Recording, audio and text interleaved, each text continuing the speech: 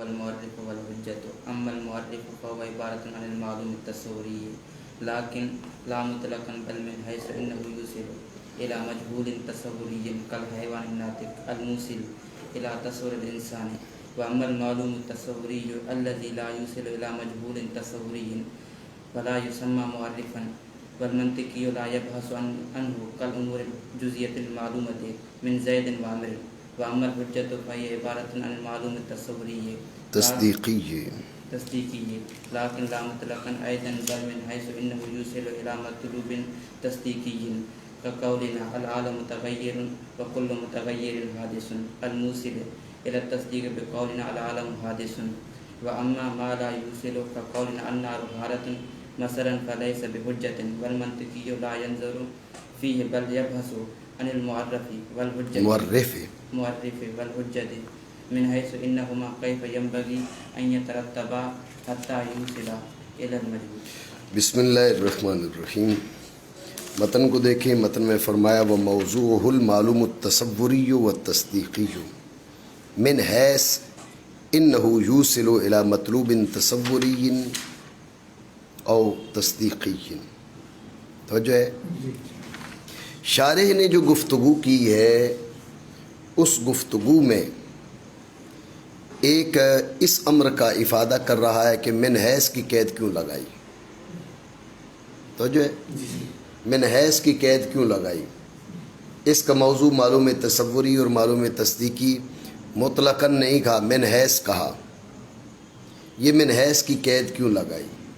ایک اس چیز کی وضاحت کر رہا ہے، دوسرے اس چیز کی وضاحت کر رہا ہے کہ من حیث کے بعد من حیث انہ یوصل الی مطلوب تصوری او تصدیقی. جی تو یہ اس کی تفصیل کیا ہے، یہ ایصال کی تفصیل کیا ہے؟ دیکھو نا، من حیث سے پہلے دو چیزیں مذکور ہیں، تصوری تصدیقی. معلوم تصوری معلوم تصدیقی دو چیزیں ہیں نا. جب دو چیزیں مذکور ہیں تو دونوں کی دونوں مجہول تصوری اور مجہول تصدیقی تک پہنچائیں گی، یا معلوم تصوری معلوم تصدیقی تک، معلوم تصدیقی معلوم تصوری مجہول تصوری تک، اور معلوم تصدیقی مجہول تصدیقی تک، یا معلوم تصوری مجہول تصدیقی تک، معلوم تصدیقی مجہول تصوری تک. مطلب یہ جو آپ نے کہا نا ایصال من حیث انہ یوصل، تو یہ ایصال کی کیفیت کیا ہے، اس کا طریقہ کیا ہے، یہ بھی وضاحت کر رہا ہے. بات سمجھے. شارح کی کلام جو یہ لے کر آیا ہے، جو بات اس نے کی ہے، اس کا حاصل دو باتوں کا افادہ ہے. نمبر ایک کہ من حیث کی قید کیوں لگائی.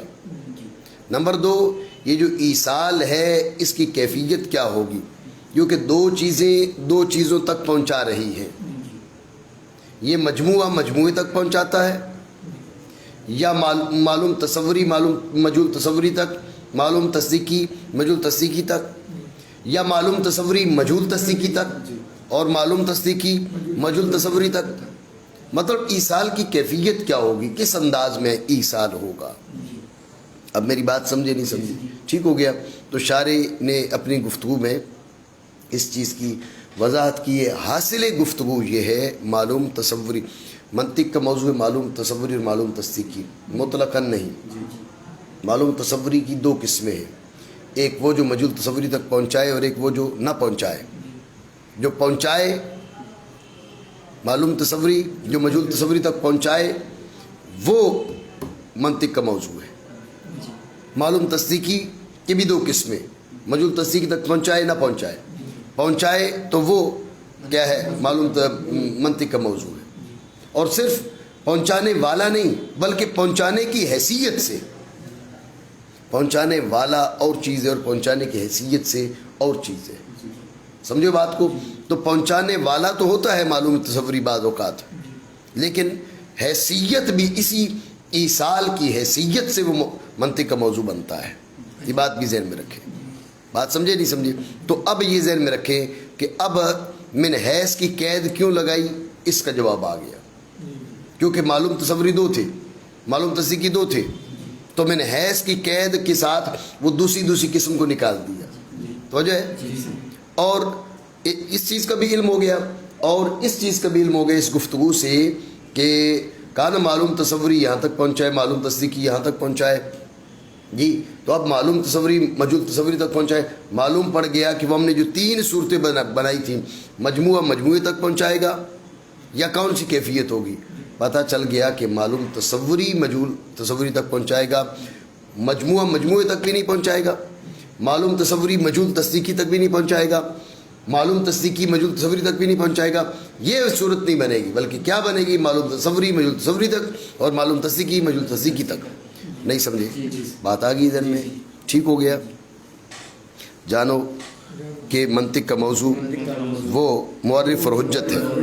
ٹھیک ہے نا؟ یہ تو خلاصے گفتگو ہو گیا. ٹھیک ہے. بل معرف تو وہ عبارت ہے معلوم تصوری سے، لیکن مطلقاً نہیں، بلکہ یہ بل میں حیث اشارہ کر دیے، یہ اطلاق کو ہٹانے کے لیے میں نے حیث کی قید آئی ہے. ٹھیک ہے نا؟ ورنہ ساری قسمیں اس میں داخل ہو جاتی، بلکہ اس حیثیت سے کہ وہ پہنچاتا ہے مجہول تصوری تک، جیسے حیوان ناطق پہنچاتا ہے انسان کے تصور تک. بل معلوم تصوری جو نہیں پہنچاتا مجہول تصوری تک تو نہیں نام پاتا معرف. ٹھیک ہے. تو پہلے کہا نا لا یسمى معرفا،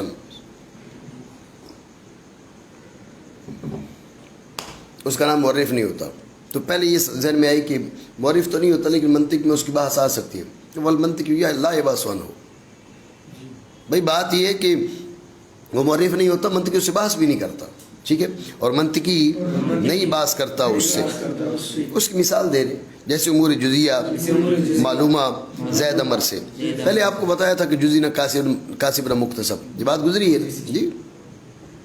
بل حجت تو عبارت ہے اس عبارت ہے معلوم تصدیقی سے، لیکن نہیں مطلقاً بھی ایزن، جیسے وہ مطلق نہیں تھا جیسے یہ مطلق نہیں ہے، بلکہ اس حیثیت سے یہ وہ پہنچاتا ہے مطلوب تصدیقی تک. مثل ہمارے قول العالم متغیر وکل متغیر حادث، پہنچانے والا ہمارے قول العالم حادث ان کی تصدیق تک. بل وہ جو نہ پہنچائے مثل ہمارے قول آگ گرم ہے مثلا، مثال دی. باقی جو ہے وہ لازمی نہیں ہے کہ بھئی آپ اس میں مناقشہ کرنے لگ جو نہیں آگ تو فلاں جگہ تک پہنچاتی ہے، آگ کی گرمی پہنچا تو دیتی ہے، کہیں نہ کہیں پہنچا دیتی ہے. شاہ جی ہونٹوں کو کیا ہو گیا؟ تو نہیں ہے حجت ہے اور منطقی اس میں نظر نہیں کرتا، بلکہ بحث کرتا ہے معرف اور حجت سے، لیکن معرف اور حجت سے مطلقاً نہیں. میں نے آپ کو بتایا معرف اور حجت سے نہیں، بلکہ معرف اور حجت سے من حیث، اس حیثیت سے. معلوم تصوری مطلب کیا نکلا ذہن میں رکھیں. مطلب یہ نکلا معلوم تصوری کی 2 قسمیں، ایک مجہول تصوری تک پہنچانے والا، ایک نہیں پہنچانے والا. معلوم تصدیقی کی 2 قسمیں، ایک مجہول تصدیقی تک پہنچانے والا، ایک نہیں پہنچانے والا. اب ذہن میں رکھے جو نہیں پہنچانے والا اس کو ویسے اب جدا کر دے. تو جو ہے اب معلوم تصوری کی بھی ایک قسم رہے گی پہنچانے والا، معلوم تصدیقی کی بھی ایک قسم رہے گی پہنچانے والے. ٹھیک ہے. لیکن پھر ان کی آگے 2 حیثیتیں ہیں، ایک من حیث الایصال اور ایک لا من حیث الایصال. ٹھیک ہو گیا. ایک من حیث الایصال اور ایک لا من حیث الایصال. تو یہ موضوع بنے گے منطق کا من حیث الایصال. بات آپ کے ذہن میں آئی نہیں ہے؟ یہ بات ذہن میں رکھنا. معلوم تصوری مطلق نہیں بلکہ جو موصل ہے، پھر موصل بھی مطلق نہیں، من حیث الایصال. یہی معلوم تصوری لا من حیث الایصال منطق کا موضوع نہیں ہے. یہی معلوم تصدیقی لا من حیث الایصال منطق کا موضوع نہیں ہے. معلوم تصدیقی جو موصل ہو لا من حیث الایصال موضوع نہیں ہے منطق کا موضوع. معلوم تصدیقی موصل جو ہے وہ من حیث الایصال منطق کا موضوع ہے. یہ بات آپ کے ذہن میں آئی نہیں؟ بلکہ بحث کرتا ہے معرف اور حجت سے. یا آپ دیکھو نا مطلقاً نے کیا من حیث اس حیثیت سے کہ وہ دونوں کیسے ان کو مترتب ہونا چاہیے حتیٰ کہ پہنچائے مجہول تک. جی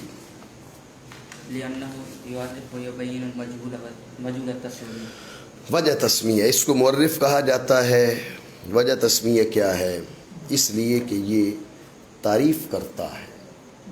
یہ کیا کرتا ہے؟ یہ اس مجہول تصوری کی تعریف کرتا ہے. تو تعریف کرنے والا ہوا نا, تو تعریف کرنے والے کو کیا کہتے ہیں؟ مورف. نہیں سمجھو بات کو؟ بات آئی ہے ذہن میں؟ کوئی سمجھ رہے ہو؟ صحیح نہیں سمجھ رہے ہو؟ اس پر سوال ہے. سوال یہ کہ آپ نے کہا مورف اس کو اس لیے کہا جاتا ہے کیونکہ وہ تعریف کرتا ہے. مورف یہ آپ کا ہو گیا, یہاں پر اس کی آپ تعریف کر رہے ہیں, یہ آپ کا محدود ہو گیا. المورف ما ہوا کا الذی یعرف المجہول التصوریہ, جو مجہول تصوری کی تعریف کرتا ہے. ادھر جس کی تعریف آپ کر رہے ہیں وہ معرف ہے, یہ محدود ہے, یہ اس کے آگے حد ہے. مثلا سمجھ رہے بات کو؟ تو بات یہ ہے کہ اس کے اندر آپ وہ الفاظ لا رہے ہو جو ادھر, اسے کہتے ہیں حصول محدود فی الحد. جی بھائی جنت توحید کون ہے؟ توحید جو ہے نا, توحید کا جو بھانجا ہے نا, فیض الرحمان بھانجا ہے نا, اس کا ماموں ہے. اب توحید کی ہم نے وضاحت کرنا شروع کر دی تو تعریف کے اندر بھی پھر توحید آ گیا. سمجھ رہے بات کو؟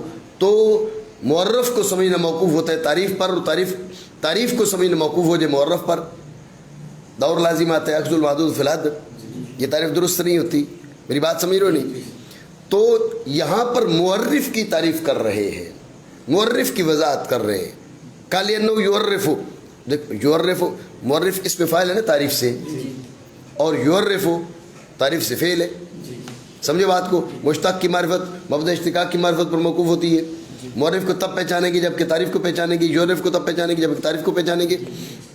یہ حضور محدود فی الحد کی قبیل سے بن جائے گا. نہیں سمجھو اعتراض؟ تو اس کا جواب دیتے ہوئے اس نے بیچ میں یبینو کہہ دیا. حاصل جواب یہ ہے وہ جو جس کی ہم تعریف کر رہے ہیں وہ معرف اصطلاحی ہے.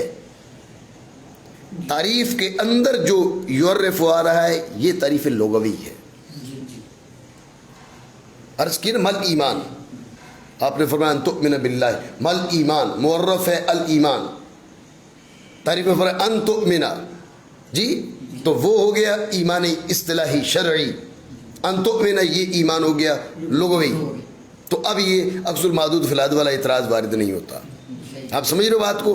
تو یہاں پر بھی پہلے کہ لأنه یعرف, اس کو معرف کیوں کہتے ہیں؟ کہا لأنه یعرف, یہ اس کو معرف اس لیے کہتے ہیں لأنه یعرف. بات یہ کہ یہ تو ہو گیا اخذ المحدود فی الحد کے باب سے بن جائے گا. گو یہ تعریف نہیں ہے لیکن اس باب سے اس لیے میں کہہ رہا ہوں یہ تعریف نہیں, یہ تو وجہ تسمیہ ہے. تو آگے یبینو سے اشارہ کر دیا بھئی یہ جو یعرف ہے یہ لأنه یعرف, یہ یعرف اصطلاحی نہیں ہے. معرف جو اس کو کہا جاتا ہے وہ اصطلاح میں کہا جاتا ہے. آگے ہم محل تعریف میں جو ذکر کر رہے ہیں یہ لغوی معنی ہے, لہذا اخذ المحدود فی الحد اور دور والی بات نہیں آئے گی. سمجھو؟ یہ یبین لانے کی وجہ بتائیے تمہیں, کیونکہ وہ تعریف کرتا ہے اور بیان کرتا ہے مجہول تصوری کو. جی لأنها تصير سببا للغلبة على القسم والحجة في اللغة الغلبة فهذا من قبيل تسمية السبب باسم المسبب. اس کو جو ہے حجت, اسے حجت کیوں کہا جاتا ہے؟ ذہن میں رکھیں حجت کی اصل معنی ہے غلبہ کے. حجت کے معنی کیا ہے؟ حجت کے معنی کیا ہے؟ حجت کے معنی غلبہ کے ہیں. تو اسے حجت کیوں کہا جاتا ہے؟ کہا یہ غلبہ کا سبب ہوتا ہے. حجت کے معنی غلبہ کے, تو اس کو حجت کیوں کہا جاتا ہے؟ کہا یہ غلبہ کا سبب ہوتا ہے. اتنی بات آئی ذہن میں, مزید بات بعد میں کرتے ہیں کیونکہ یہ بنتی ہے سبب خصم پر غلبہ کا, اور حجت لغت میں غلبہ ہے. توجہ ہے؟ تو پھر اس کو آپ نے حجت کیوں کہا؟ یہ تو پھر حجت کا سبب ہوا نا. حجت کے معنی غلبہ ہے نا, آپ نے اسی کو غلبہ کہہ دیا, حالانکہ یہ تو غلبہ کا سبب ہے. آپ اسے بولے سبب الحجت, اس کا نام حجت ہے نا رکھے, آپ اس کا نام رکھے سبب الحجت. توجہ ہے؟ یہ سوال تو اس کا شاعر نے جواب دیا.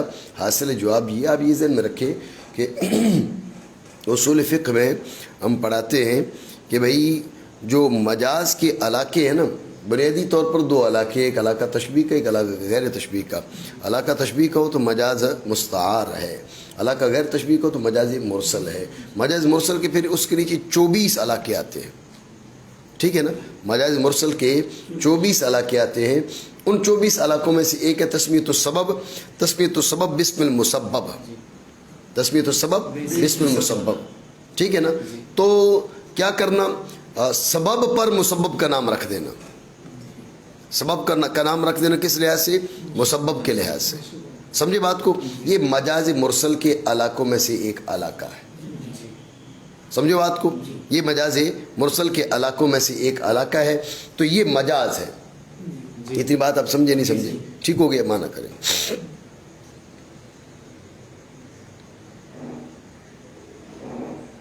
یہاں پر اس نے کہا فہذا من قبیل تسمیۃ السبب بسم المسبب. یہ ہے سبب کا نام رکھنا مسبب کے نام سے. لیکن ذہن میں رکھیں یہ یا تو نسخے کی غلطی ہے. وہ دوسرے نسخے میں دیکھو فہذا من قبیل تسمیۃ المسبب بسم السبب. اصل عبارت یوں ہونی چاہیے.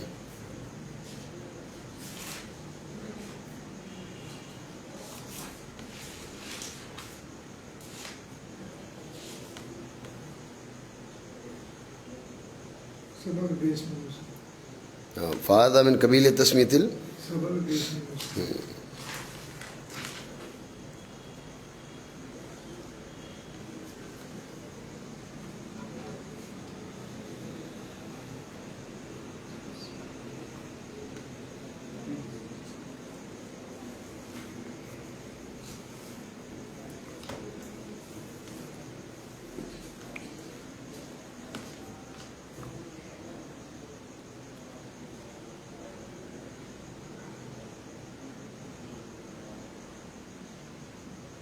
ٹھیک ہو گیا.